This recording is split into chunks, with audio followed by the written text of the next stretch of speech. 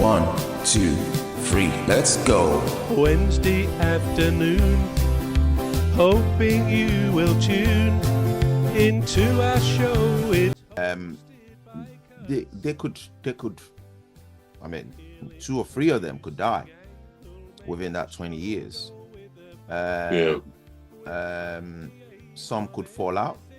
I see what you mean. Yeah. Not be friends. So, or some could just move away and stop being friends. So 20 people can't be friends for 20 years. And I found that sad because he told me when I was a kid. And I found that sad as I was growing up. I, lost friends, lost people that I used to know, and they just, so that's a fact. I mean, on the subject of friends, I guess there's also, perhaps related to what you've said, right, is that they say there's 3 types of friends. We say they say, don't we? We often think, who are they? We often say they say this, but they must be somebody. But 3 types of friends: friends for a reason. Yeah. So you might be friends, again, typically not for life, but for a specific thing. You might join a club, or you might play tennis or whatever. Right. And for that period of time in your life, you'll be friends with some people. But when that reason goes, the chances are you won't keep up contact. Right. So friends for a reason, or did I say reason? Yeah, friends for a reason. Friends for a season. Yeah. Again, that could be looked at in various ways, but maybe where you live, you may live somewhere for 10 years and then move away, as you said just now, someone moves away. Yeah. Or friends for life. And it's generally reckoned that friends for life are quite rare. We might think that's unusual. I mean, people do sort of keep in touch. Perhaps we all do, with a Christmas card to someone or from someone who we haven't seen for years. I mean, that is one way, I suppose you could say they're friends. Yeah. But actual friends for life, where you communicate, where you may see each other fairly regularly, apparently is very unusual.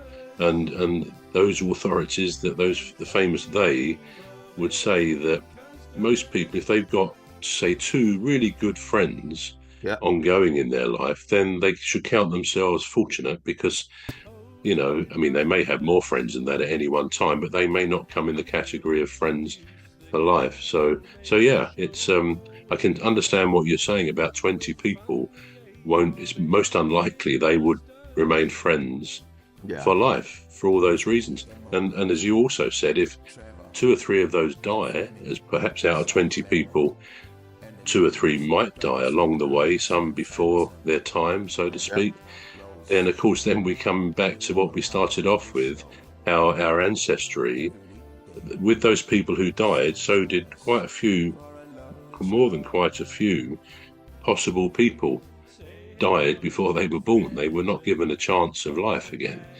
So it comes back to that, doesn't it? Yeah, it does. It does. Now, there's this guy called Nomre. He's a YouTuber. So it's called Nom. I think Nom, Norme.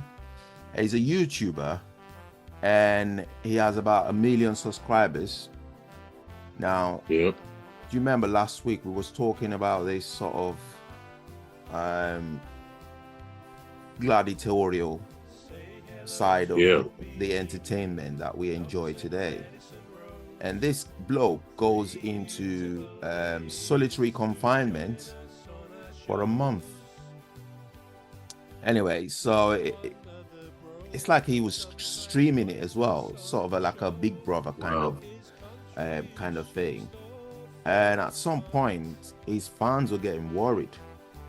So his fans were getting really worried because they thought he was losing his mind, or something like that. And he just keeps bringing back the topic, don't he, about how we consume entertainment, what forms of entertainment we consume, and the extent to which people would go to actually, provide this sort of entertainment. some would actually go take risk with their lives, don't they? Like this one. But solitary confinement. I thought prisoners. I thought prisoners did that. The leader of our gang will make the show go with a bang and fund the aim of everything customers. And fund the aim of everything customers.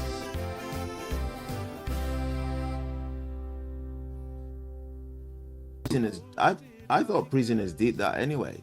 With so you're watching a movie, somebody gets into trouble in prison, perhaps fighting, and then they take that prisoner and isolate them, don't they? They put them in a solitary sort of prison in a prison. Well, a prison in a prison. Now, what I'm worried about is the sort of psychological effect that might have on an individual with having to isolate oneself from the world. I'm no psychologist myself, so I wouldn't know what the psychological effects would be, and I've never been in a solitary sort of place where I think I probably have for 2 days, and I remember that I was in college. I was in college, went for an all-weekend bender. Not proud to say that. Things you do. Things you do. The rite of passage. Yeah, and prior to that, I'd been working so hard. I'd been working in college, and then I had this free time. So I went on a 2 days sort of, drinking spree. And then I ended up sleeping, only waking up to just have something to eat once a day for 2 days, because my body was that one out. And I switched off the phone. Turns out friends were worried about me, so they were trying to reach me and they couldn't, and they thought something bad had happened, so they did try. Well, just before they got in touch with the police, I was then able to get back to them, but I think that's as far as I've gone. But then I was subconscious, not unconscious anyway, but subconsciously, because I was sleeping. But what sort of effect do you think that would have on somebody to isolate themselves in this sort of a confined way? I mean, presumably Norm, I think you said his name was Norm, did it as a means of entertainment, did he? Or did he do it to find out how he himself would react to it? He was obviously streaming it, as you say, so it was a means of entertainment on YouTube or something like that.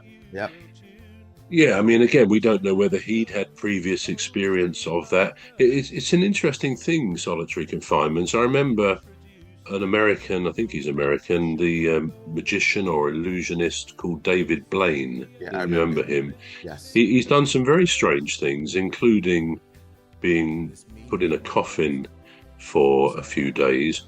One he did in London, got to be 20 years ago, I would think, because they showed it a lot on TV. He went into a glass box, a glass type coffin. Do you remember that? It was fixed up on some sort of lamppost. It was obviously too high off the ground so nobody could reach it. But he stayed up there. Can't quite remember, but I have an idea it was over a week. It may have even been like 2 weeks. I mean, obviously he must have been given liquids and maybe some food. It wasn't kind of a fast or anything like that. But I think he just wanted to demonstrate to himself and to others that he could survive without the usual human comforts that we take for granted. But I mean, as you say, what effects does that have on the human brain, on the body itself, etc.?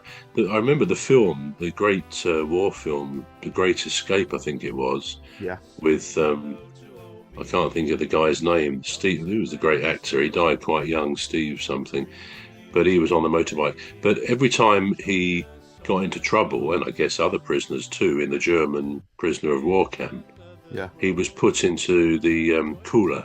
They called it the cooler, if you've ever seen the film, which I think was either just, again, something you just go underground into this container, or something similar to that. And you were just locked up for a day, for 3 days, depending on the punishment. And you just Smart solutions come right from the heart. Wednesday afternoon.